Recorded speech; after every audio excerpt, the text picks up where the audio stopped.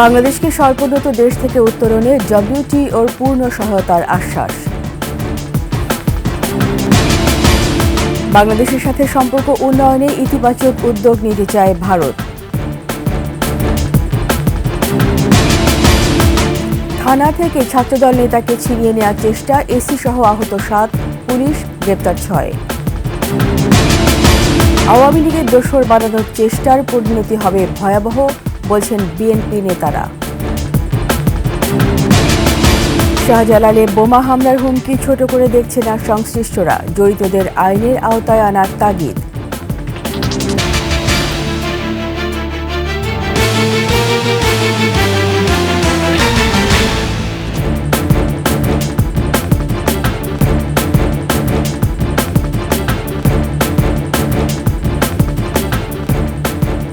শুনছিলেন সংবাদ শিরোনাম। আমন্ত্রণ রাতের 21 সংবাদে, সাথে আছি আমি রীতা চৌধুরী। দর্শক, 21 টেলিভিশনের সংবাদ একই সাথে সরাসরি দেখতে পাবেন আমাদের ফেসবুক পেজ www.facebook.com/2124 অনলাইনে সাবস্ক্রাইব করতে পারেন www.youtube.com/@21tv চ্যানেলে। এছাড়া সংবাদেও থাকছে উচ্চ আদালতে 73 বছর ধরে ঝুলছে 7টি মামলা, নিষ্পত্তির উদ্যোগ প্রধান বিচারপতির।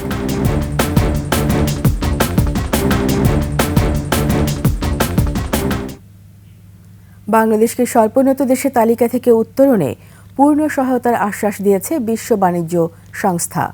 শুক্রবার সুইজারল্যান্ডের ডাভোসে ওয়ার্ল্ড ইকোনমিক ফোরামের সম্মেলনে সাইডলাইনে প্রধান উপদেষ্টা ডক্টর ইউনূসের সাথে বৈঠকে এই আশ্বাস দেন সংস্থাটির মহাপরিচালক doctor Ngozi Okonjo. Doctor Ngozi বলেন, আমরা বিশ্বের বড় বড় ব্যবসার প্রতিষ্ঠানগুলোকে বাংলাদেশ তারই সাপ্লাই চেইন স্থানান্তরে আহ্বান জানাবো। জবাবে ডক্টর ইউনূস বলেন, বাংলাদেশও এখন বহুজাতিক প্রতিষ্ঠানগুলোকে স্বাগত জানাতে প্রস্তুত। বাংলাদেশের বিশাল তরুণ জনগোষ্ঠীকে ব্যবহার করে পণ্য উৎপাদনের হার হিসাবে ব্যবহার করারও আহ্বান জানান ডক্টর ইউনূস। চট্টগ্রাম বন্দরের টার্মিনাল পরিচালনার আগ্রহ দেখিয়েছে বেশ কয়েকটি বহুজাতিক প্রতিষ্ঠান। সুইজারল্যান্ড সফররত প্রধান উপদেষ্টা ডক্টর ইউনূসের সাথে বৈঠকে তারা এই আগ্রহের কথা জানান। এদিকে স্থিতিশীলতা ফিরে আসায় বাংলাদেশে বিনিয়োগের আহ্বান জানিয়েছেন প্রধান উপদেষ্টা। মেহেদী হাসানের রিপোর্ট।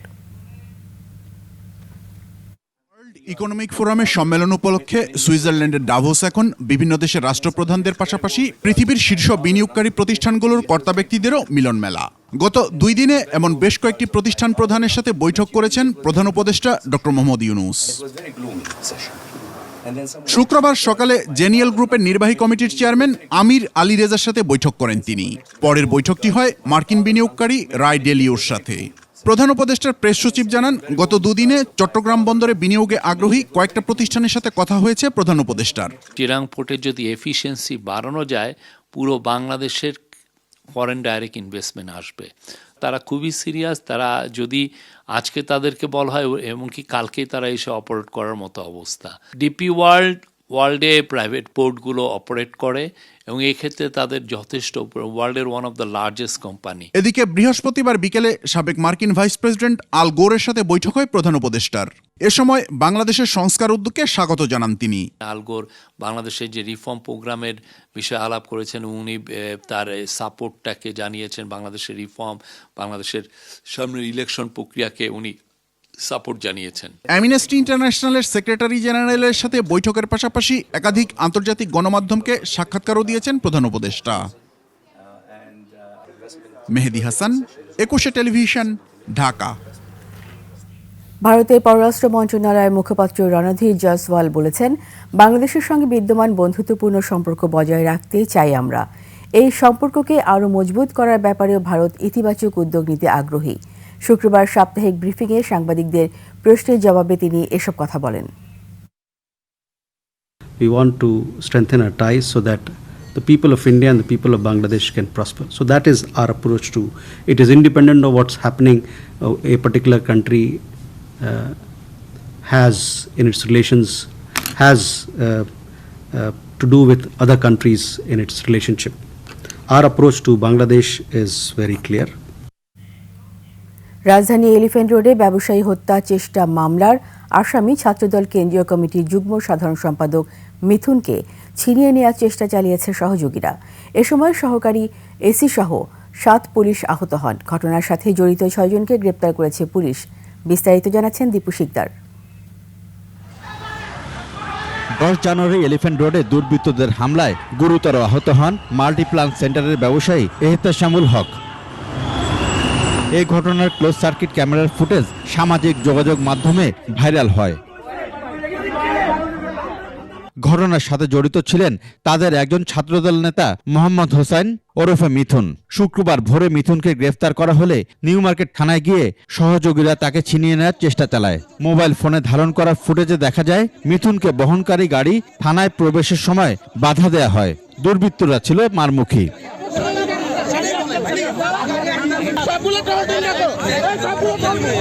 পরে পুলিশের অভিযানে জড়িতদের মধ্যে বশির ইসলাম, মোহাম্মদ হাসান, মোহাম্মদ ইমন, মাসুদ মাহমুদ, মোহাম্মদ আলামিন ও আকবর আলী গ্রেফতার হয়। জড়িত অন্যদের গ্রেফতারেও অভিযান অব্যাহত রয়েছে। দুর্বৃত্তদের হামলায় কয়েক পুলিশ সদস্য আহত হন বলে জানান রমনা বিভাগের উপ পুলিশ কমিশনার মাসুদ আলম। কিছু পুলিশ আহত হয়, একজনের পা ফ্র্যাকচার হয়ে গেছে। ঘটনায় তো আমরা 6 জনকে ধরি। এদিকে মিথুন আগে থেকেই ছিল, পুলিশ অ্যাসল্ট কেসের মামলা হয়েছে। 30-40 জন ছেলেপেলে, এরা হচ্ছে তার সমর্থক বা তার সাথে একসাথে হয়তো চলতো, এরকম ছেলেপেলে আসছে। বেশ কিছু ভিডিও আছে, আমরা ওটা দেখে আস্তে আস্তে আমরা তদন্ত করে বের করবো আর কি। এদিকে শৃঙ্খলা ভঙ্গের অভিযোগে ছাত্রদল কেন্দ্রীয় কমিটির যুগ্ম সাধারণ সম্পাদক মোহাম্মদ হোসেন মিথুন ও রিয়াজুল হাসান রাসেলকে সাময়িক বহিষ্কার করা হয়েছে বলে এক প্রেস বিজ্ঞপ্তিতে জানানো হয়েছে। দীপু শিকদার, 21 টেলিভিশন, ঢাকা। উপদেষ্টাদের মধ্য থেকে কিংস পার্টি করার চেষ্টা চলছে বলে অভিযোগ করেছেন বিএনপির সিনিয়র যুগ্ম মহাসচিব রুহুল কবির রিজভী। আর দলের স্থায়ী কমিটির সদস্য মির্জা আব্বাস হুঁশিয়ারি দিয়ে বলেছেন, বিএনপিকে যারা আওয়ামী লীগের দোসর বানানোর চেষ্টা করছে তাদের পরিণতি হবে ভয়াবহ। বিএনপি চেয়ারপারসন খালেদা জিয়ার ছোট ছেলে আরাফাত রহমান কোকোর 10ম মৃত্যুবার্ষিকীর আলাদা অনুষ্ঠানে এসব কথা বলেন তারা। মাহিলা ইসলামী রিপোর্ট। শহীদ রাষ্ট্রপতি জিয়াউর রহমান এবং সাবেক প্রধানমন্ত্রী খালেদা জিয়ার ছোট ছেলে আরাফাত রহমান কোকোর 10ম মৃত্যুবার্ষিকীতে রাজধানীর বনানীর কবরস্থানে দলীয় নেতাকর্মীদের নিয়ে শ্রদ্ধা জানান বিএনপির সিনিয়র যুগ্ম মহাসচিব রুহুল কবির রিজভী। শ্রদ্ধা নিবেদন শেষে রিজভী বলেন, গণতন্ত্র ও ভোটের অধিকার নিয়ে বিএনপির দীর্ঘ 17 বছরের সংগ্রাম নিয়ে নতুন করে চক্রান্ত চলছে। আমরা তো এও শুনছি যে সরকারের ভেতর থেকে কেউ কেউ রাজনৈতিক দল গঠন করার চেষ্টা করছে। তাহলে তো সরকারের নিরপেক্ষতা নিয়ে জনগণ প্রশ্ন করতেই পারে। তাহলে তো অন্যান্য রাজনৈতিক দল যারা গণতন্ত্রের জন্য আন্দোলন করেছে তারা মনে করবে অন্তর্বর্তীকালীন সরকার কোনো ধরনের একটা মাস্টার প্ল্যানের মধ্যে অন্তর্ভুক্ত রয়েছে। নয়াপল্টনে বিএনপির কেন্দ্রীয় কার্যালয়ে কোকোর মৃত্যুবার্ষিকী উপলক্ষে দোয়া মাহফিলে অংশ নেন দলের স্থায়ী কমিটির সদস্য মির্জা আব্বাস। অভিযোগ করে বলেন, একটি মহল বিএনপিকে ভিন্ন শিবিরে ঠেলে দেওয়ার চেষ্টা করছে। ইদানিং দেখলাম বহু লোক বহুভাবে কথা বলছে, কি বলছে, বিএনপি নাকি অনলিবেন আনার পায় তারা করছে। 2007 সালে 1/11 যে ভয়াবহ পরিণতি, এটা বিএনপির চাইতে কেউ বেশি ভোগ করে না। যারা নতুন দল করবে তাদের স্বাগত জানায় বিএনপি, কিন্তু উল্টাপাল্টা কথা বলে দেশে বিভাজন তৈরি না করার অনুরোধ জানায় মির্জা আব্বাস। অনেকে বলেন নতুন একটা দল হচ্ছে আর বিএনপি নাকি তাকে জেলাস করছে। এই কথা যারা বলেন তারা জাতির শত্রু। দল হবে, নতুন দল হবে কিংবা হবে না, যারা করবে তাদের উপর নির্ভর করে। দল ঘোষণা হওয়ার পরে বিএনপির ভূমিকা কি থাকে সেটা দেখবেন। এদিকে ঢাকা রিপোর্টার্স ইউনিটিতে আরেক দোয়া মাহফিলে অংশ নিয়ে বিএনপির ভাইস চেয়ারম্যান শামসুজ্জামান দুদু আওয়ামী লীগের সাথে বিএনপিকে তুলনা না করার আহ্বান জানান। বিভ্রান্তির সৃষ্টি জাতিকে ঐক্যবদ্ধতা করতে দ্বিধান্বিত করবে, এটা ঠিক হবে না। মাহিলা ইসলাম, 21 টেলিভিশন, ঢাকা। বিএনপি আওয়ামী লীগের ভাষাতে কথা বলছে বলে অভিযোগ করেছে ইসলামী আন্দোলন বাংলাদেশ। রাজধানীর ইঞ্জিনিয়ারিং ইনস্টিটিউশনে দলটির ঢাকা মহানগর দক্ষিণের নগর সম্মেলনে বক্তারা বলেন, আগামী নির্বাচনে সব ইসলামী দলের ভোট যেন এক বাক্সে যায় সে লক্ষ্যে কাজ চলছে। বিস্তারিত সিরাত আল মুস্তাকিমের রিপোর্টে। বাংলাদেশে এখনও সুষ্ঠু নির্বাচনের পরিবেশ সৃষ্টি হয়নি বলে অভিযোগ করেছে ইসলামী আন্দোলন। দলটির মতে প্রশাসন এখনও নিরপেক্ষ আচরণ করছে না। ক্ষমতার হাতবদল হলেও সিস্টেমের কোনো পরিবর্তন হয়নি। এমন আওয়াজ যে সমস্ত কথা বিগত দিনে আওয়ামী লীগ বলতো এগুলো আবার বিএনপি বলা শুরু করেছে। সোনার বাংলা, সবুজ বাংলা সবই দেখছি আমরা। আগামী দিনে প্রত্যেকটি ঘরে ঘরে ইসলাম প্রতিষ্ঠার জন্য আমরা কাজ করব। ইসলামী দলগুলোকে বারবার সিঁড়ি বানিয়ে বিভিন্ন রাজনৈতিক দল যেভাবে এর আগে ক্ষমতায় গেছে তা আর হতে দেওয়া হবে না বলে মন্তব্য করেন দলের আমির। পরিবর্তন আমাদের কি করতে হবে? কাজের গতি যদি আমরা বাড়াতে পারি, মাঠ উর্বর রয়েছে, আমরা যদি আলহামদুলিল্লাহ সহি নিয়াতে ভাইদের কাছে, মা বোনদের কাছে দাওয়াত নিয়ে যাই, দেখবেন তারা সাড়া দিবে। এটাই বাস্তবতা। আর কোনো আধিপত্যবাদের কাছে বাংলাদেশের মানুষ মাথা নত করবে না বলে হুঁশিয়ারি দেন বক্তারা। নতুন করে কোনো আধিপত্যবাদ আমরা চাই না। সিরাত আল মুস্তাকিম, 21 টেলিভিশন, ঢাকা। জাতীয় ঐক্য বিনষ্ট হয় এমন কোনো কাজ না করার আহ্বান জানিয়েছেন জামায়াত ইসলামের বাংলাদেশের আমির ডক্টর শফিকুর রহমান। কুড়িগ্রাম সরকারি কলেজ মাঠে জেলা জামায়াত কর্মী সভায় তিনি বলেন, জাতীয় ঐক্য বিনষ্ট হলে ফ্যাসিস্টরা ফিরে আসার সুযোগ পাবে। সব হত্যার বিচারের দাবি জানিয়ে তিনি বলেন, ফ্যাসিস্টদের আশ্রয় বাংলার মাটিতে হবে না। মানবিক বাংলাদেশ প্রতিষ্ঠা না হওয়া পর্যন্ত জামায়াত যুদ্ধ চালিয়ে যাবে বলেও জানান তিনি।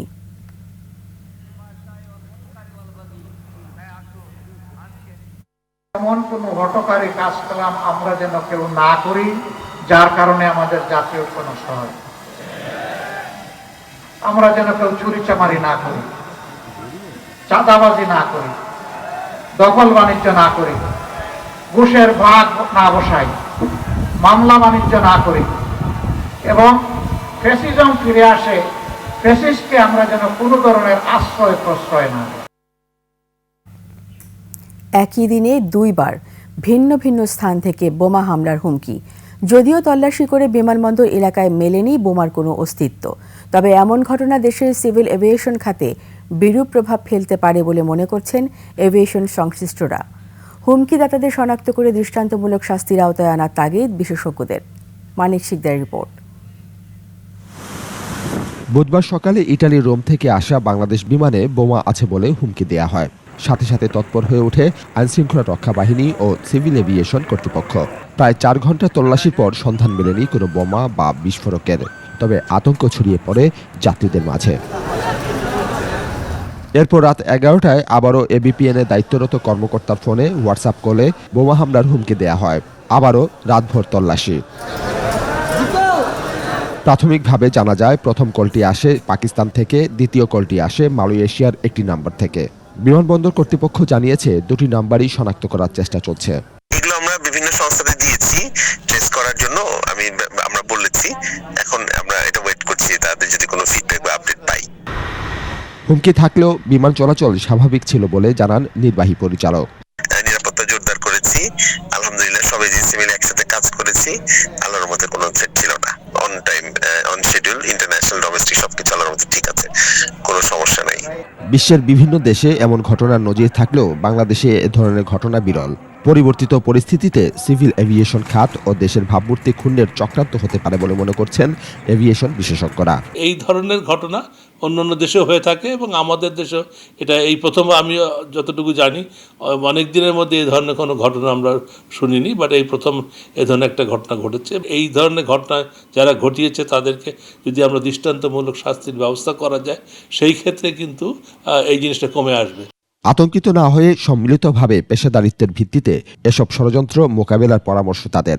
আমরা আশা করি এই ধরনের ঘটনা আর ঘটবে না এবং এটা না ঘটার জন্য আমাদের সিভিল এভিয়েশন কর্তৃপক্ষ যথেষ্ট সচেতনতার সাথে কাজ করেছে এবং তারা দ্রুত গতিতে কাজ করেছে। বাট এটাকে যাতে ভবিষ্যতে আর না হয় সেই জন্য তাদেরকে সচেতনতা দেখাতে হবে। বিষয়গুলোকে উড়িয়ে না দিয়ে বিমানের নিরাপত্তা আরও জোরালো করার কথা বলছেন তারা। এইটাকে যাতে আমরা আইডেন্টিফাই করতে পারি। মানিক শিকদার, 21 টেলিভিশন, ঢাকা। লন্ডনের দ্য ক্লিনিক থেকে স্থানীয় সময় সকাল 10টা, বাংলাদেশ সময় রাত 4টায় বিএনপির ভারপ্রাপ্ত চেয়ারম্যান তারেক রহমানের বাসায় ফিরতে পারেন বেগম খালেদা জিয়া। তার শারীরিক অবস্থা আগের চেয়ে খানিকটা ভালো বলে জানিয়েছেন ব্যক্তিগত চিকিৎসক ও বিএনপি স্থায়ী কমিটির সদস্য doctor AZM Zahid Hossain. London থেকে শাহিদ শফিকের তথ্যচিত্রে আরও জানাচ্ছেন খুরশিদ আলম মুকুল।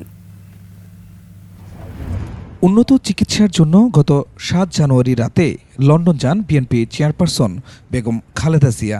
কাতারের আমিরের পাঠানো বিশেষ এয়ার অ্যাম্বুলেন্সে করে ঢাকা ছাড়েন সাবেক এই প্রধানমন্ত্রী। লন্ডনের হিথ্রো বিমানবন্দর থেকে নিজে গাড়ি চালিয়ে তাকে সরাসরি লন্ডন ক্লিনিকে নিয়ে যান ছেলে তারেক রহমান। 17 দিন ধরে সেখানে নানা পরীক্ষা নিরীক্ষার মধ্য দিয়ে চলছে বেগম জিয়ার চিকিৎসা। বৃহস্পতিবার রাতে লন্ডন ক্লিনিকের সামনে তার শারীরিক অবস্থা নিয়ে সাংবাদিকদের ব্রিফ করেন ব্যক্তিগত চিকিৎসক ও দলের স্থায়ী কমিটির সদস্য ডাক্তার জাহিদ হোসেন। জানান, আগের চেয়ে অনেকটাই ভালো আছেন খালেদা জিয়া। চিকিৎসার ব্যাপারে এখানকার মেডিকেল বোর্ডের সদস্যরা সবাই ভূয়সী প্রশংসা করেছেন।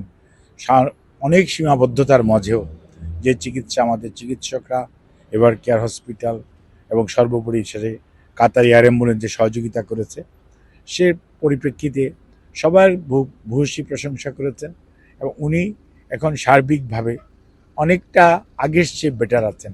নতুন করে আরও কিছু পরীক্ষা নিরীক্ষা দেওয়া হয়েছে। সেসব রিপোর্ট পাওয়া গেলে বাসায় ফিরতে পারেন খালেদা জিয়া। পরে বাসা থেকে নেবেন নিয়মিত চিকিৎসা। আজকেও একজন চিকিৎসক দেখে ওনাকে কিছু পরীক্ষা করার জন্য দিয়েছেন, সেগুলো করাবো। করে যদি সব ঠিক থাকে তাহলে হয়তো কালকে ওনার সন্ধ্যার দিকে ইভিনিংয়ে আওয়ারে ছুটি হওয়ার সম্ভাবনা আছে। তবে বয়স বিবেচনা করে তার লিভার ট্রান্সপ্লান্ট করার বিষয়ে এখনো কোনো সিদ্ধান্তে আসতে পারেনি চিকিৎসকরা। ট্রান্সপ্লান্ট করার বিষয়টার ব্যাপারে এখনো সিদ্ধান্তে আসা যায়নি। খুরশিদ আলম, 21 টেলিভিশন। নিচ্ছি সংবাদ বিরতি। যখন ফিরব তখন অন্যান্য খবরের সঙ্গে আরও থাকবে বৈষম্যমুক্ত বাংলাদেশ বিনির্মাণের স্বপ্ন ছাত্রদের, ষড়যন্ত্র মোকাবেলায় ঐক্যবদ্ধ থাকার আহ্বান। আবার আমন্ত্রণ রাতের 21 সংবাদে। জুলাই অভ্যুত্থানে গণহত্যার বিচার, রাষ্ট্র সংস্কার ও নাগরিক অধিকার নিশ্চিতের দাবিতে বৈষম্য বিরোধী ছাত্র আন্দোলন ও বেসরকারি বিশ্ববিদ্যালয় শিক্ষার্থীদের উদ্যোগে অনুষ্ঠিত হয়েছে March for unity and justice কর্মসূচি। রাজধানীর শাহবাগে জাতীয় জাদুঘরের সামনে এই কর্মসূচি পালন করে তারা। সুমাইয়া খানের রিপোর্ট। গণ অভ্যুত্থানের পর এই প্রথম March for unity and justice শিরোনামে বৈষম্য বিরোধী ছাত্র আন্দোলনের ব্যানারে সমাবেশের ডাক দিয়েছে বেসরকারি বিশ্ববিদ্যালয়ের শিক্ষার্থীরা। জুলাই গণ অভ্যুত্থানে বেসরকারি বিশ্ববিদ্যালয়ের শিক্ষার্থীদের অবদানের কথা উল্লেখ করে আহতদের যথাযথ চিকিৎসা, রাষ্ট্র সংস্কার ও নাগরিক অধিকারের দাবি জানান বক্তারা। পাবলিক বিশ্ববিদ্যালয়ের শিক্ষার্থীরা আন্দোলন শুরু করলেও সেই আন্দোলনের পূর্ণাঙ্গ মাত্র পায় প্রাইভেট বিশ্ববিদ্যালয়ের শিক্ষার্থীদের মধ্য দিয়ে। যে দেশ 16 বছর আওয়ামী ফ্যাসিস্ট দুঃশাসন করে গিয়েছে, সেই দেশে সংস্কার ব্যতীত নির্বাচন কিভাবে হতে পারে? আওয়ামী লীগ দোষরদের শাস্তির আওতায় না আনতে পারে, তা দয়া করে আপনারা দয়া করে পথ থেকে সরে আসুন। রাজনৈতিক দলের কিছু নেতা নির্বাচন নিয়ে উদ্বিগ্ন, গণ অভ্যুত্থানকে ভেস্তে দিতে চান তারা। এছাড়া রাজনীতি থেকে যারা জীবিকা নির্বাহ করেন তারা কখনো সংস্কার চাইবে না বলে মন্তব্য তাদের। হাসিনা থাকলে এই ফুদাওয়ার আলাপ থাকতো না। আপনারা ফুয়ের ভয়ে ঘরে বসেছিলেন, খাটের তলায় লুকিয়েছিলেন। রক্ত দিয়েছি আমরা। এখানে যদি বিচার প্রক্রিয়া এবং সংস্কার প্রক্রিয়ার মধ্যে কেউ যদি বাধা সৃষ্টি করতে চায়, দেশীয় এবং আন্তর্জাতিক ক্ষেত্রে কোনো ষড়যন্ত্র করতে চায়, আপনারা সবাই মাঠে প্রস্তুত থাকবেন। আমরা স্পষ্ট করে বলতে চাই, এই যে গণ অভ্যুত্থান হয়েছে, এত এত শহীদ জীবন দিয়েছে, এটাকে মোটেও একটি দল চলে গিয়েছে অন্য দল চলে আসবে ক্ষমতা পালাবদলের সিঁড়ি হিসেবে দেখার সুযোগ নেই। বৈষম্যমুক্ত নতুন বাংলাদেশ বিনির্মাণে যে কোনো ষড়যন্ত্র মোকাবেলায় সবাইকে ঐক্যবদ্ধ থাকারও আহ্বান জানান বক্তারা। দলমত নির্বিশেষে আমাদের সকলকে ঐক্যবদ্ধ হতে হবে। সুমাইয়া খান, 21 টেলিভিশন, ঢাকা। সরকারের পৃষ্ঠপোষকতায় কোনো দলে জন্ম হচ্ছে না, তাই সরকারের নিরপেক্ষতা নিয়ে প্রশ্ন উঠারও কোনো সুযোগ নেই বলে দাবি জাতীয় নাগরিক কমিটির। আরও জানাচ্ছেন প্রণব চক্রবর্তী। দ্রুত নির্বাচনের যে দাবি করে আসছে বিএনপি সহ রাজনৈতিক দলগুলো, সেখানে আলোচনার নতুন অধ্যায় উঠেছে সরকারের নিরপেক্ষতা নিয়ে প্রশ্ন। ফলে আবারও উত্তপ্ত রাজনীতির মাঠ। রাজনীতিকরা বলছেন, রাষ্ট্র সংস্কারের আড়ালে নতুন দল গঠনই যে ছাত্র উপদেষ্টাদের মুখ্য উদ্দেশ্য তা স্পষ্ট হচ্ছে বিভিন্নভাবে। নির্বাচন নিয়ে কথা আসলেই দেখছি যে সরকারের উপদেষ্টারা নানানমুখী বক্তব্য দিচ্ছে। তো আমার কথা হলো যে আপনারা নির্বাচন চান না গণহত্যার বিচারের আগে, রাষ্ট্র সংস্কারের আগে, খুব ভালো কথা। তাহলে এই যে দল গঠিত হচ্ছে কিসের জন্য? নির্বাচনে যাবে না এই দল, মূলত রাষ্ট্র সংস্কার একটি বাহানা। তাদের মূল কাজটা হলো একটি দল গঠন করা। তবে জাতীয় নাগরিক কমিটির দাবি সরকারের পৃষ্ঠপোষকতায় নয়, বরং গণমানুষের দাবির ভিত্তিতেই জন্ম নিচ্ছে নতুন দল। আমি মনে করি সরকার নিরপেক্ষতা জায়গা থেকে শতভাগ তারা নিরপেক্ষ অবস্থানে আছে, এবং বিএনপির যে অবস্থান 5ই আগস্টের পূর্বের অবস্থান এবং 5ই আগস্টের পরের অবস্থান ফুললি 180 ডিগ্রিতে ঘুরে গিয়েছে। ওখানে যারা অংশীজন ছিল তারা একটি রাজনৈতিক দল উদ্যোগ নিচ্ছে এবং সেই দলটি উদ্যোগ নেবে নির্বাচন প্রক্রিয়ায় যারা অন্তর্বর্তী সরকার আছে তাদের জায়গা থেকে তারা নির্বাচন সবগুলো রাজনৈতিক দলগুলোর সাথে সিদ্ধান্ত নিয়ে সেই নির্বাচন কবে দিবে, কিভাবে দিবে এবং নির্বাচন দেওয়ার জন্য কী কী প্রক্রিয়া আছে সেটা সরকারের জায়গা থেকে সিদ্ধান্ত নেবে। দীর্ঘ আন্দোলন সংগ্রামের পর গণতান্ত্রিক রাজনীতির যে সুযোগ এসেছে, দেশ এবং জনগণের প্রয়োজনে নীতি নির্ধারকরা স্বল্প সময়ে সঠিক সিদ্ধান্ত নেবেন আশা তরুণ রাজনীতিকদের। দেশের অবস্থা খুবই খারাপ, মানুষের কষ্ট বেড়েছে এবং এই যে বিশৃঙ্খলা, এগুলো নিয়ন্ত্রণ করার জন্য সরকারের কোনো পদক্ষেপ নাই। আমরা মনে করব সরকারকে আরও বেশি কার্যকরী ভূমিকা পালন করা উচিত। প্রণব চক্রবর্তী, 21 টেলিভিশন, ঢাকা। তৃতীয় থেকে দ্বিতীয় শ্রেণী মর্যাদার দাবিতে সোচ্চার হয়েছে সরকারি প্রাথমিক বিদ্যালয়ের শিক্ষকরা। কেন্দ্রীয় শহীদ মিনারের সমাবেশের পর প্রধান উপদেষ্টার বাসভবন ঘেরাও করতে গেলে পুলিশ আটকে দেয় তাদের। পরে শাহবাগে অবস্থান নেয় তারা। বিস্তারিত মফিউর রহমানের রিপোর্টে। শুক্রবার সকালে সারা দেশ থেকে 10ম গ্রেডে উন্নীতকরণের দাবি নিয়ে কেন্দ্রীয় শহীদ মিনারে আসেন প্রাথমিক বিদ্যালয়ের সহকারী শিক্ষকরা। সমাবেশ থেকে তারা দাবি জানান 13 থেকে 10ম গ্রেডে উন্নীত করার। বৈষম্য বাংলা থাকবে না, সুতরাং আমাদের 10ম গ্রেড দিতেই হবে। প্রাইম মিনিস্টার থেকে প্রেসিডেন্ট থেকে শুরু করে মুচি পর্যন্ত তৈরি করছি, তাদের মান উন্নয়নের চিন্তা কেউ করছে না। বৈষম্য বিরোধী ছাত্র আন্দোলন, জাতীয় নাগরিক কমিটি, বিএনপি সহ এতে যোগ দেন বিভিন্ন রাজনৈতিক দলের নেতাকর্মীরা। একাত্মতা প্রকাশ করেন শিক্ষকদের দাবির সাথে। কিছু সংস্কার করেছেন, আমার মনে হয় শিক্ষকদের যে দাবি, এই দাবিটি মানতে আপনাদের 1 মাস 2 মাসও লাগবে না। আপনাদের সবার ঐক্যবদ্ধ সম্মিলিত প্রচেষ্টার মধ্য দিয়ে আমরা শিক্ষা ক্ষেত্রের উন্নয়ন করে ছাড়ব। যে শিক্ষা কর্মকর্তা এখানে বাধা দিয়েছে, তারা কার মদদে এইরকম চিঠি দেওয়ার সাহস দেখিয়েছে, এর জবাব আমরা চাই। বর্তমান পরিস্থিতিতে শান্তিপূর্ণ কর্মসূচির মাধ্যমে দাবি আদায়ের পরামর্শ দেন তারা। আপনাদের প্রতি আমার একটা দাবি থাকবে যে আমি আপনাদের প্রধান উপদেষ্টার কার্যালয়ে ঘেরাও বা এই মুহূর্তে হাট কর্মসূচির পক্ষে না, কিন্তু ঘেরাও কর্মসূচিতে অনড় শিক্ষকরা। আমরা এখন সবাই যমুনা অভিমুখে রওনা করব। শহীদ মিনার থেকে প্রধান উপদেষ্টার বাসভবন অভিমুখে যাওয়ার সময় মাঝপথে তাদেরকে আটকে দেয় পুলিশ। পরে সেখানে বসে পড়েন শিক্ষকরা। দাবি আদায় না হওয়া পর্যন্ত আন্দোলন চালিয়ে যাওয়ার ঘোষণা দেন শিক্ষকরা। মফিউর রহমান, 21 টেলিভিশন, ঢাকা। হাসিনার আমলে দুর্নীতি থেকে রক্ষা পায়নি মডেল মসজিদ নির্মাণ প্রকল্প। নিম্নমানের নির্মাণ সামগ্রী ও আসবাবপত্র সরবরাহ করায় প্রকল্প শেষ হওয়ার আগেই বেহাল দশা মসজিদগুলোর। আল্লাহর ঘর নির্মাণেও বেপরোয়া অর্থ লুটপাট হওয়ায় চরম ক্ষুব্ধ মুসল্লিরা। ময়মনসিংহ বিভাগের প্রতিনিধি আতাউর রহমান জুয়েলের তথ্যচিত্রে দেখুন ডেস্ক রিপোর্ট। গণপূর্তের তত্ত্বাবধানে 2020 সালে 13 কোটি 68 লাখ টাকা ব্যয়ে ময়মনসিংহের ঈশ্বরগঞ্জে এই মডেল মসজিদের নির্মাণ শুরু হয়। প্রকল্প বাস্তবায়নের কাজ পায় ঠিকাদারি প্রতিষ্ঠান messrs Monalisa and NH enterprise. কাজ পুরোপুরি শেষ না হলেও এরই মধ্যে ভবনের দেয়াল ও মেঝের মার্বেল পাথরে ফাটল ধরেছে। ভালো ব্র্যান্ডের কাঠের আসবাবপত্র দেওয়ার কথা থাকলেও যা দেয়া হয়েছে তা একেবারেই নিম্নমানের। মুসল্লিরা বলছেন, যোগ সাজসের মাধ্যমে আল্লাহর ঘর মসজিদ নির্মাণে নিম্নমানের কাজ করে ঠিকাদার অর্থ লুটে নিয়েছে।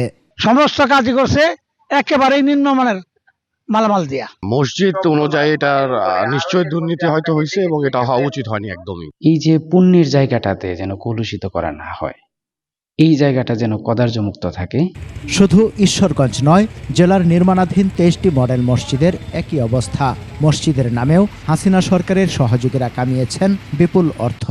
অনিয়ম করেছে, এই অনিয়মটা ঠিক হয় নাই। তাদের এই মসজিদগুলি নির্মাণের পরপরই ফাটল দেখা গেছে, ভেঙে পড়েছে। অভিযোগ অস্বীকার করেছেন ঠিকাদারি প্রতিষ্ঠানের প্রতিনিধি। কাজ নিম্নমানের হয়নি বলে দাবি তার। এখানে কোথায় নিম্নমানের কাজ হয়েছে? এখানে প্রত্যেকটা জিনিসে মডেল মসজিদের প্রকৃত। ইসলামিক ফাউন্ডেশনের বিভাগীয় কর্মকর্তা জানান, নিম্নমানের কাজের বিষয়টি কর্তৃপক্ষকে জানানো হয়েছে। গণপূর্ত বলছে, অভিযোগের সত্যতা পেলে ব্যবস্থা নেওয়া হবে। এই বিষয়টা আমি আমার ঊর্ধ্বতন কর্তৃপক্ষকে অবহিত করি। আসবাবপত্রের ব্যাপারেও আমার কাছে অভিযোগ এসেছে মৌখিকভাবে। আমি সরেজমিনে গিয়ে দেখলাম আমাদের অধিকাংশ আসবাবপত্রই মানসম্মত না। যদি সত্যতা পাওয়া যায় তাহলে আমরা এটার বিরুদ্ধে ব্যবস্থা নিব। দ্রুত তদন্ত করে পতিত হাসিনা সরকারের দোসর ঠিকাদার সহ দোষীদের বিচার দেখতে চায় ময়মনসিংহবাসী। সমর ইসলাম, ডেস্ক রিপোর্ট, 21 টেলিভিশন। ৭৩ বছর আগের মামলা শুনানির জন্য উঠেছে উচ্চ আদালতের কার্যতালিকায়। পাকিস্তান আমলে ১৯৫২ থেকে ৫৯ পর্যন্ত ৭টি মামলা একই বেঞ্চে বিচারাধীন। মামলার বাদীর অনুপস্থিতি কিংবা দুপক্ষের আগ্রহ না থাকার কারণেই ঝুলছে মামলাগুলো। সম্প্রতি এই মামলাগুলো নিষ্পত্তির উদ্যোগ নিয়েছেন প্রধান বিচারপতি। বিস্তারিত শাকের রাজু রিপোর্টে। উচ্চ আদালতের মামলার কার্যতালিকায় দেখা যায় ১৯৫২ সালের কোম্পানি আইনের প্রায় ৭টি মামলা বিচারাধীন। ক্যালকাটা ন্যাশনাল ব্যাংক লিমিটেড বনাম the state bank of Pakistan মামলাটি হাইকোর্টের কজ লিস্টে দেখা যায়। কজ লিস্টে আছে ব্যাংক অব কমার্স বনাম the state bank of Pakistan নামে আরেকটি মামলা। ক্ষেত্রে দেখা যায় যে পার্টির যে কনসার্ন লয়াররা অ্যাবসেন্ট থাকে অথবা কেউ মারা গেছেন, এরকম অনেক থাকে, যার দরুন এগুলো পেন্ডিংই রয়ে গেছে। তো এই কারণে চিফ জাস্টিস কি করেছেন, ওগুলা বিভিন্ন কোর্টে আর কি ডিস্ট্রিবিউট করেছেন। কোম্পানি অবলুপ্তিকরণ সংক্রান্ত বিচারাধীন এসব মামলার অধিকাংশেরই কাগজপত্র নেই আইনজীবীও। সংশ্লিষ্ট আদালতের রাষ্ট্রের আইনজীবীরা বলছেন, বহু বছর ঝুলে থাকার কারণেই মামলা নিষ্পত্তিতে পাঠিয়েছেন প্রধান বিচারপতি। এই 1952 ম্যাটার, এটা জেনারেলি যেটা হয় কি যে আমাদের যে সেকশনে বিভিন্ন ম্যাটার স্পেসিফিক ডেস্ক থাকে, তো এই ম্যাটারটা হয়তোবা ওই স্পেসিফিক ডেস্কে ছিল না। স্পেসিফিক ডেস্কে না থাকার কারণে এটা মিসপ্লেস হয়ে গিয়েছিল। বর্তমানে আপিল বিভাগে বিচারাধীন মামলার সংখ্যা ২৮,৯০১টি। হাইকোর্ট বিভাগে বিচারাধীন মামলার সংখ্যা ৫,৭৭,২৮০টি। নিম্ন আদালতে বিচারাধীন মামলার সংখ্যা ৩৮,৩৭,৩২৯টি। মোট বিচারাধীন মামলার সংখ্যা ৪৪,৪৩,৫১০টি। সাধারণত যে ক্রিমিনাল ম্যাটার যেগুলি, সেখানে ওয়ান্স বেইল নিয়ে গেলে পার্টি তেমন খুব একটা ইন্টারেস্ট থাকে না। তখন দেখা যাইতো যে চিফ জাস্টিসের অথরিটিতে সেকশন থেকে স্পেসিফিক কিছু কোর্টে দিয়ে দিত যে মামলাগুলি ডিসপোজাল হয়ে যাওয়ার জন্য। এবং আমরা দেখেছি যে সিভিল ম্যাটারও স্পেসিফিক যে চিফ জাস্টিসের নির্দেশে এরকম সেকশন থেকে স্পেসিফিকলি বিভিন্ন কোর্টে দিয়ে দেয় এবং মামলাগুলি যেন কুইক ডিসপোজাল হয়। বিচারক সংকট দূর করা, অবকাঠামো উন্নয়ন সহ বেশ কয়েকটি বিষয়ের দিকে নজর বাড়ানো উচিত বলে মনে করেন আইন বিশ্লেষকরা। শাকের আরজু, 21 টেলিভিশন, ঢাকা। বোতলজাত সয়াবিন তেল নিয়ে চলছে তেলেশমাতি। মিলছে না 1 ও 2 লিটারের বোতল। এই সুযোগে বেড়েছে খোলা সয়াবিন তেলের দাম। সবজিতে স্বস্তি মিললেও আগের চড়া দামে বিক্রি হচ্ছে চাল। বিস্তারিত জানাচ্ছেন নাহিদ সিরাজি নিম্মি। দাম কমাইতে পারবেন? দাম কোনোদিন কমাইতে পারবেন না। এরপরে যদি আবারও বাড়তেছে তাহলে সাধারণ মানুষের কিনা খাওয়ার মতন মনে সামর্থ্যভাবে থাকবো, খুব কষ্ট হয়ে যাবে তাদের। 1-2 লিটারের বোতলজাত সয়াবিন তেল কিনতে গিয়ে ত্যক্ত বিরক্ত ক্রেতা। অধিকাংশ দোকানেই নেই সয়াবিন তেল। সয়াবিন তেলের এই সংকটের জন্য উৎপাদনকারীদের দুষছে বিক্রেতা। তারা বলছে, দাম আরও বাড়াতে পায়তারা করছে মিল মালিকেরা। অনেক একটা ডিলারের দরকার হলে 200 কার্টন 2000 কার্টন তেলের দরকার, বেটারা ভাই 100 কার্টন দেখা যায় প্রতি দোকানে ভাগ করে নিয়ে আমরা পাইতেছি না। 5টা-6টা কোম্পানি এখন সরবরাহ নেই, একটা কোম্পানি দিচ্ছে, 2টা কোম্পানি দিচ্ছে কোনো মতে। 1 থেকে 2 লিটার তো বটেই, কোনো তেলই অ্যাভেলেবেল পাচ্ছি না। খোলার ভিতরে আমরা সোয়াবিন বেচতে পারি না, সোয়াবিনের দাম অনেক বেশি। ভারত থেকে চাল আমদানির প্রভাব নেই বাজারে, বিক্রি হচ্ছে আগের বাড়তি দামে। 1 কেজি মোটা চাল কিনতে গুনতে হচ্ছে 48 থেকে 50 টাকা। মিনিকেট বিক্রি হচ্ছে 80 থেকে 82 টাকায়। আমদানির চালগুলো বাজারে ওরকম বেশি প্রভাব পড়ছে না, এই জন্য দামটা নিয়ন্ত্রণে নেই। এই চালটা আগে টাকার থেকে নিতাম কমে, এখন অনেক বাড়তি। আমাদের মতন সাধারণ মানুষ কিভাবে চলবে? দাম যেটা কমার কথা ছিল, ইন্ডিয়ান মাল ঢোকার কারণে ওই হিসাবে দাম কমতেছে না। বেশিরভাগ সবজির দাম কমেছে। আলু বিক্রি হচ্ছে 35 থেকে 40 টাকায়, বেগুন 50 থেকে 60 টাকায় ও গাজর বিক্রি হচ্ছে 40 থেকে 50 টাকায়। সরবরাহ বাড়ায় মুরগির মাংসের দাম কম। ব্রয়লার বিক্রি হচ্ছে 190 টাকায়, দেশি মুরগি বিক্রি হচ্ছে 550 টাকায়। আকার ভেদে ইলিশ বিক্রি হচ্ছে 1000 থেকে 2200 টাকায়, রুই 250 থেকে 600 টাকায়, চিংড়ি বিক্রি হচ্ছে 700 থেকে 1150 টাকায়। সয়াবিন তেল সংকট আর চালের চড়া দামে হিমশিম ক্রেতা। নাহিদ সিরাজি নিম্মি, 21 টেলিভিশন, ঢাকা। নিচে আবারও সংবাদ বিরতি। যখন ফিরবো তখন অন্যান্য খবরের সঙ্গে আরও থাকবে।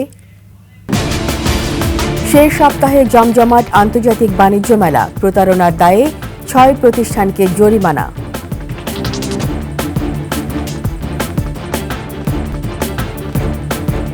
আবার আমন্ত্রণ রাতের 21 সংবাদে।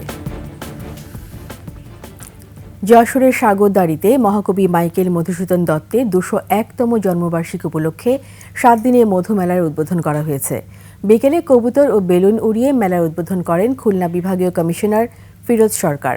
তিনি বলেন, মহাকবি মাইকেল মধুসূদন দত্ত বাংলা সাহিত্যের অমর রত্ন। সারা বিশ্বে তিনি সমাদৃত। কপোতাক্ষ নদ কবিতায় বোঝা যায় তাঁর দেশপ্রেম কতটা গভীর ছিল। এ সময় মহাকবির এই দেশপ্রেমে উদ্বুদ্ধ হয়ে সবাইকে নিজ নিজ জায়গা থেকে নতুন বাংলাদেশ গড়ার আহ্বান জানান তিনি। অনুষ্ঠানে আরও ছিলেন যশোরের জেলা প্রশাসক আজহারুল ইসলাম সহ বিশিষ্টজনেরা।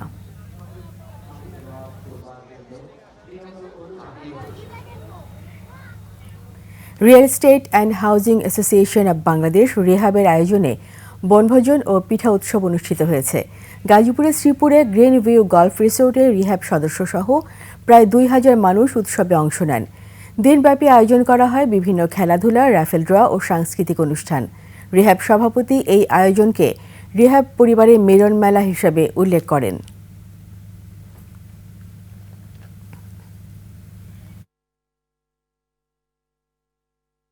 আজকের যে বনভোজন, এটা আমাদের এক প্রয়াসটাই হচ্ছে সকলকে একত্রিত করে আমরা যাতে একত্রে আনন্দটাকে ভাগ করে নিতে পারি।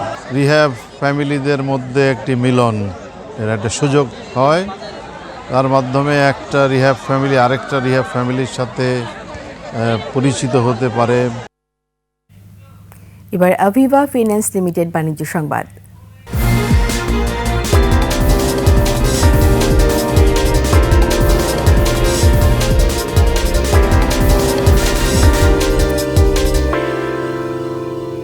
চট্টগ্রামে সোনালী লাইফ ইন্স্যুরেন্সের আগ্রাবাদ অফিসে উদ্বোধন হয়েছে। শাখার মাঠ কর্মীদের ব্যবসায় দক্ষতা উন্নয়নে সুসজ্জিত প্রশিক্ষণ কেন্দ্র করা হয়েছে। এ সময় বক্তারা বলেন, শত প্রতিকূলতা পেরিয়ে সোনালী লাইফের কার্যক্রম গ্রাহক সেবা ও দাবি পরিশোধ বরাবরের মতো অব্যাহত থাকবে। প্রতিষ্ঠানে চট্টগ্রামের 104টি শাখার মধ্যে আগ্রাবাদ শাখাতেই 845 মাঠ কর্মীর পরিশ্রমে 10,850 গ্রাহক বিমা সেবা নিচ্ছেন। অনুষ্ঠানে অংশ নেন সোনালী লাইফের নির্বাহী কর্মকর্তা রফিকুল ইসলাম ও পরিচালক ফৌজিয়া তানিয়া সহ কর্মকর্তারা।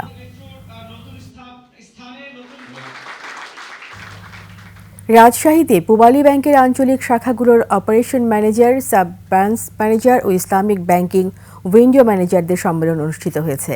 সম্মেলনে 2025 সালে ব্যাংকের নির্ধারিত লক্ষ্যমাত্রা অর্জনের বিভিন্ন কৌশল ও দিক নিয়ে আলোচনা করা হয়। ব্যাংকের ব্যবস্থাপনা পরিচালক ও সিইও মোহাম্মদ আলী বলেন, বৈশ্বিক অর্থনীতি বর্তমান পরিস্থিতিতে অর্থনৈতিক কার্যক্রমের গতি ফেরাতে ব্যাংকিং খাতের আয়োজন অনেক। এ সময় সবাই মিলে সততা, নিষ্ঠা ও দক্ষতার সাথে কাজ করার মাধ্যমে পরিস্থিতি মোকাবেলার আহ্বান জানানো হয়। অনুষ্ঠানে আরও ছিলেন প্রতিষ্ঠানটির রাজশাহী আঞ্চলিক প্রধান মোহাম্মদ সাজিদুর রহমান সহ অন্যান্য কর্মকর্তারা।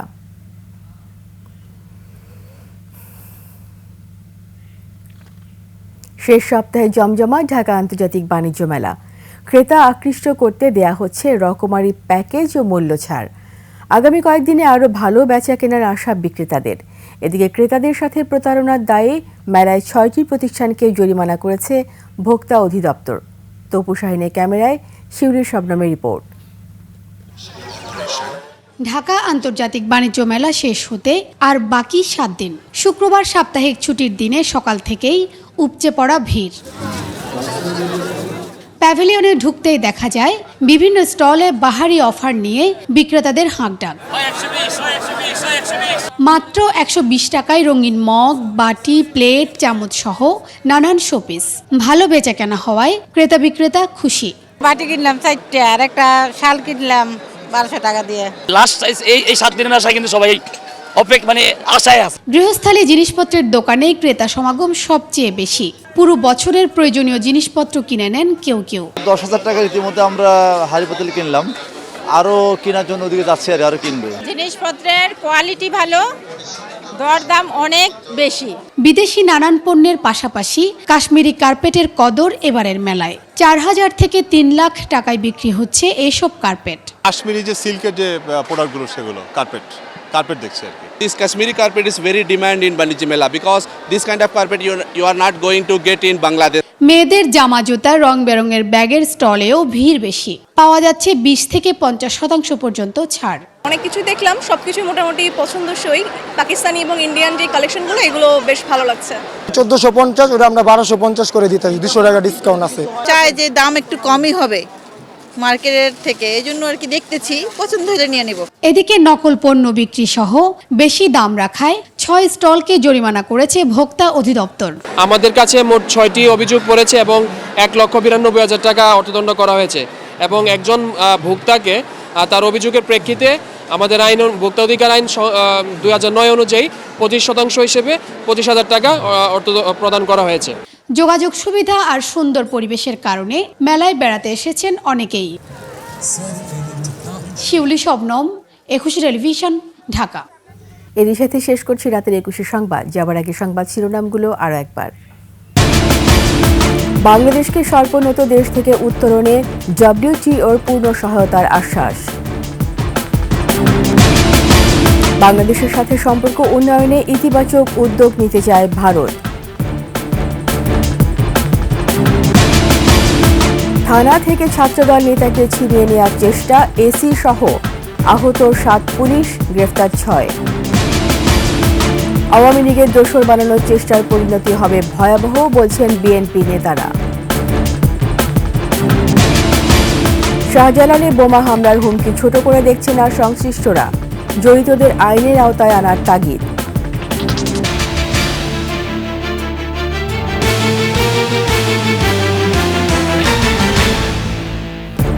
সবশেষ সংবাদ জানতে ডায়াল করুন 2021 নম্বরে আর ভিজিট করুন 21-tv.com ওয়েবসাইটে। ফেসবুকে ভিজিট করতে পারেন www.facebook.com/2124। অনলাইনে সাবস্ক্রাইব করতে পারেন www.youtube.com/@21tv চ্যানেলে। এতক্ষণ সঙ্গে থাকার জন্য সবাইকে ধন্যবাদ। পরবর্তী সংবাদ রাত 1টায় দেখার আমন্ত্রণ রইল। 21-এর সাথেই থাকুন।